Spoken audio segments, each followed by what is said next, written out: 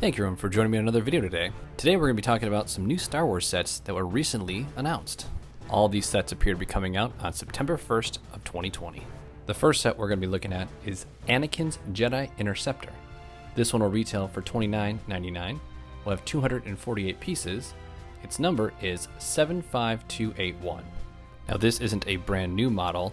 There has been one released previously, back in 2014. The styling is updated a little bit. The blaster cannons look a little different. It looks like there might be a few more rounded edges on it, but otherwise it is very similar to the original design. Like before, it comes with R2-D2 and Anakin Skywalker with his blue lightsaber.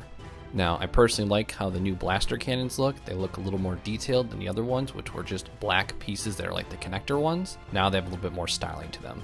The next set we'll be talking about is the Armored Assault Tank, or the AAT. This one will be retailing for $39.99, has 286 pieces, and its number is 75283. The minifigures included in this set are Ahsoka Tano's clone trooper, AAT driver battle droid, and the normal battle droid. This is also not a brand new set, as the previous Armored Assault Tank, which originally was released in 2009, the new version is a little bit smaller in comparison and a little bit more rounded.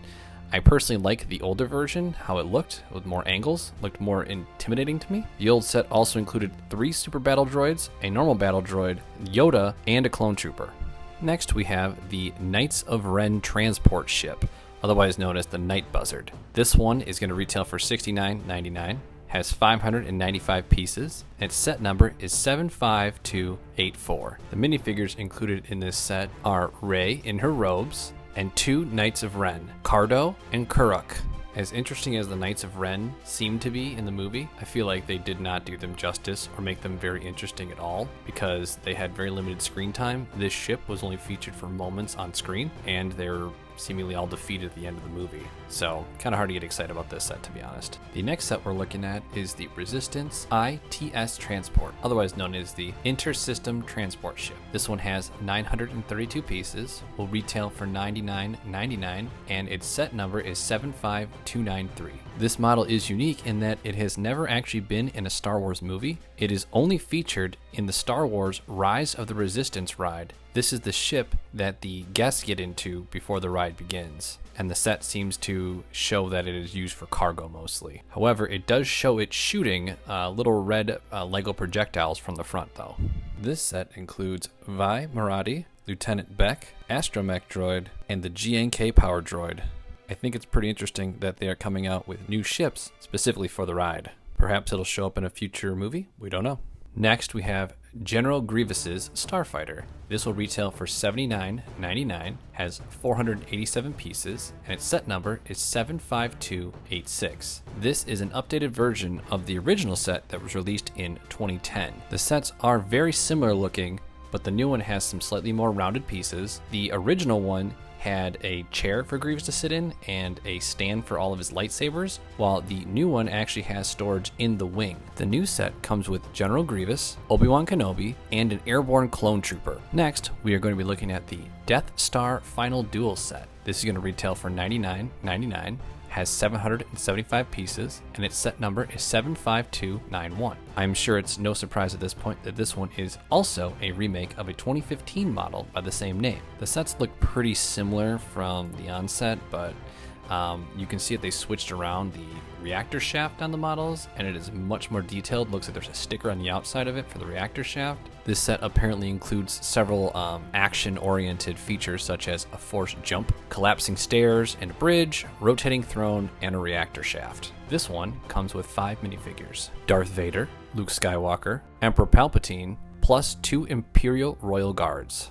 Overall, seems like a solid update. Now we're going to look at the 501st Legion Clone Troopers. This set was actually announced a little earlier this year, but I wanted to add it in here and cover it as well. That's going to be retailing for $29.99. It's going to have 285 pieces, and its set number is 75280. This set includes 6 minifigures. 3 of them are going to be the 501st Clone Troopers and a 501st Jet Trooper with a jetpack, plus 2 battle droids. If you're a fan of the Clone Troopers, this is a great set as it adds a bunch of new minifigs for you to play with.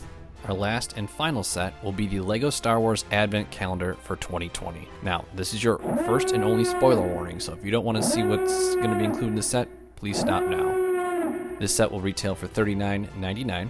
Has 311 pieces, and its set number is 75279. I generally have some pretty mixed feelings about the advent calendars. I sometimes feel like these minifig representations of some of the ships from Star Wars are not as good as they can be, but I understand they are working with very limited pieces. However, in this set we do have the first sign of the Razor Crest, which that one actually is kind of neat to me. We have a Sith Trooper, we have D.O. and with a Santa hat on, Porg, I know that last year's was a Christmas Porg, Darth Vader's castle, Tauntaun, looks like the shield generator, Snowspeeder. Some of them look kind of nice, but some of them I'm not the biggest fan of either. But overall, pretty interesting, especially if you really love Star Wars like I do, to see the new set that'll be coming out for this Christmas.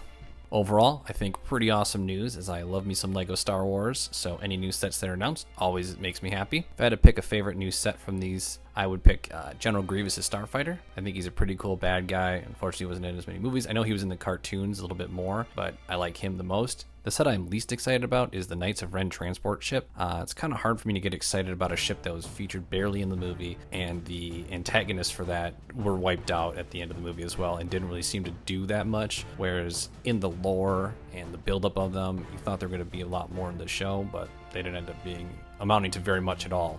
But that wraps up our video for today, so if you like what you saw, please leave a comment, put a like if you liked it, subscribe. I'll try to get some more LEGO news out to you as soon as possible. And until next time, this is Ian. Thanks.